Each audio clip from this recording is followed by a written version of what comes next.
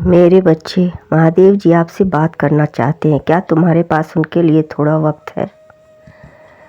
तुम्हें यह संदेश प्राप्त है, तुम बहुत ही भाग्यशाली हो। सुनो प्रिय, तुम्हारी मनोकामना पूर्ण हुई। मैं जो कुछ भी तुम्हें कह रहा हूँ वह हम दोनों के लिए कह रहा हूँ कि अब तुम्हारा यह जीवन नया मोड़ लेने वाला है।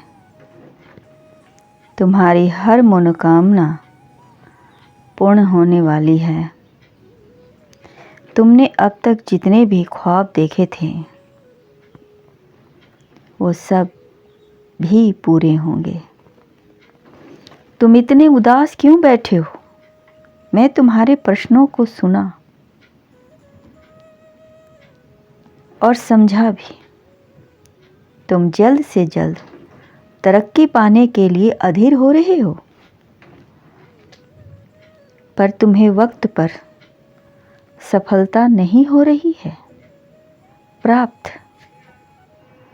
धैर्य रखो मेरे बच्चे, सब कुछ हो जाएगा। तुम अपने मित्रों को तरक्की देखकर उदास हो जाते हो। तुम्हें लगता है कि तुमने भी तो पर्याप्त मेहनत की है, फिर तुम्हारी सफलता इतनी देरी से क्यों? मेरे बच्चे, जब किसी काम में देरी हो तो थोड़ा सब्र रखो, क्योंकि हो सकता है कि तुम्हारी मेहनत का इनाम तुम्हारी सोच से भी ज़्यादा अच्छी हो। क्योंकि अच्छे कर्मों में अक्सर देरी हुआ करती है। इस दौरान तुम्हें खामोश रहना होगा और धैर्य बनाकर रखना होगा, परंतु अपने कर्म को लगातार करना होगा। कर्म को नहीं छोड़ना है मेरे बच्चे। अगर ऐसा है तो बार बार मेहनत करने के उपरांत भी तुम सफल नहीं हो रहे हो। ये बातें सोचना बंद कर दो और तुमने जो कर्म किए हैं, जिस काम में परिश्रम किया है, उस कार्य को तुम एक बार फिर से ध्यान से देखो। हो सकता है कि तुमसे कुछ भूल हो गई हो, या यह भी हो सकता है कि तुमने ज़रूरत से ज़्यादा कुछ अच्छा कर दिया हो।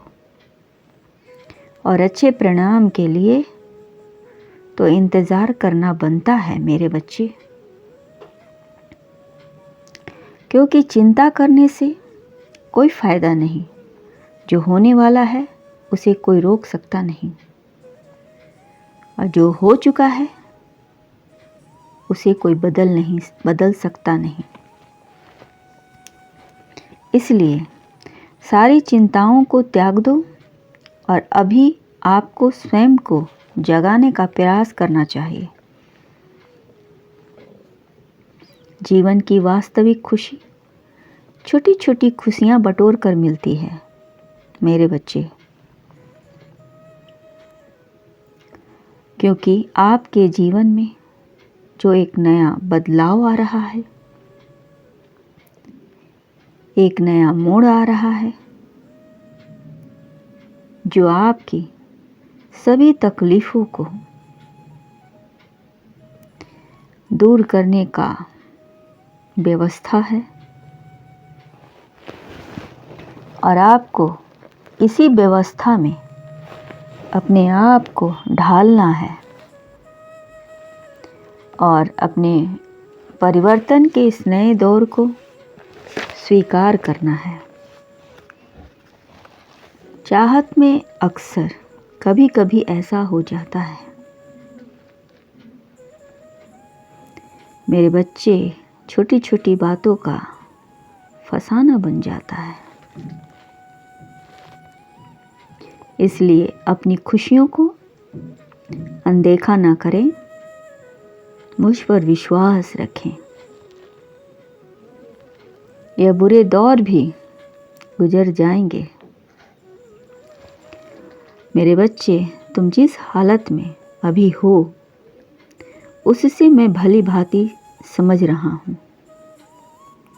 तुम अपने जीवन में आगे नहीं बढ़ पा रहे हो।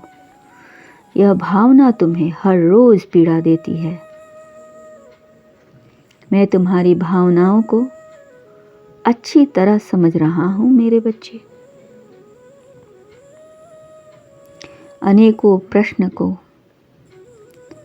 उमड़ते घुमड़ते देख रहा हूँ तुम्हारे मन में, और तुम मुझे हर रोज एक ही प्रश्न करते हो, भगवान मेरी ख्वाहिश कब पूरी होगी। होगी मेरे बच्चे, होगी। थोड़ा सब्र रखो मेरे बच्चे। आपके मन मंदिर में जो भाव विद्यमान होते हैं उसी से आपका व्यक्तित्व बनता और झलकता है। रिश्तों की मिठास में बड़ा जादू होता है मेरे बच्चे। अच्छे अच्छे को इंसान बनाने में सक्षम होते हैं। मन जो काम करने के लिए अंतःकरण करे से तैयार हो, वही काम करना उचित है। जरा विचार करके देखिए। एक सुलझे हुए व्यक्ति के पास हर कोई जाना चाहता है, चाहेगा, उससे बातें करना चाहेगा। आपका मन जितना साफ रहेगा, आप उतने ही रिश्तों की गहराई को समझेंगे और अपने जीवन में के परिवर्तन को स्वीकार करेंगे।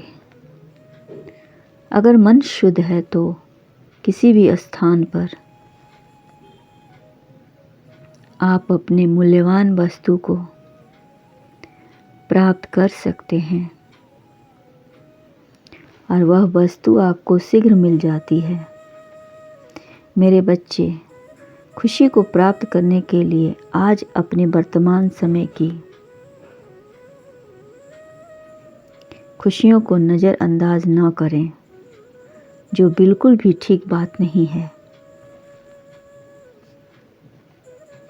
मेरे बच्चे, मैं तुम्हें सदैव खुश देखना चाहता हूँ, चाहे वह समय वर्तमान हो या भविष्य। तुम्हारी सभी उपलब्धियाँ मुझसे हमेशा ही प्रसन्नता प्रदान करती है। तुम हमेशा मुझे गौरव होने का मौका देते हो, परंतु अपने वर्तमान समय की सत्यता को भंग मत होने देना। इस परिवर्तन के नए दौर को स्वीकार करो और आगे बढ़ो। तुम्हारी तरक्की के द्वार मैं स्वयं खोलूंगा। तुम्हारा सदा कल्याण हो।